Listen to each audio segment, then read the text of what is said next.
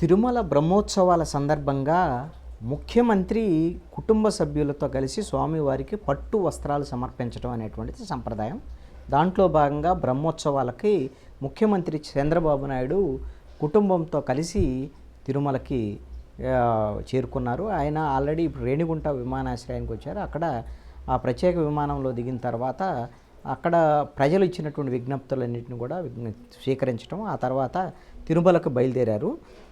ధ్వజారోహణం ఉంటుంది ఈ రోజున. అదేవిధంగా బ్రహ్మోత్సవాలకు సంబంధించినటువంటి వీటిల్లో ఈ భాగంగా తన సతీమణితో కలిసి స్వామివారికి పట్టు వస్త్రాలు సమర్పిస్తారు. అదేవిధంగా రేపు ఒకుళమాత వంటశాలను కూడా ఆయన ప్రారంభించబోతున్నారు. అయితే లడ్డూ ప్రసాదం విషయంలో వివాదం, ఈ నేపథ్యంలో సుప్రీంకోర్టు జోక్యం.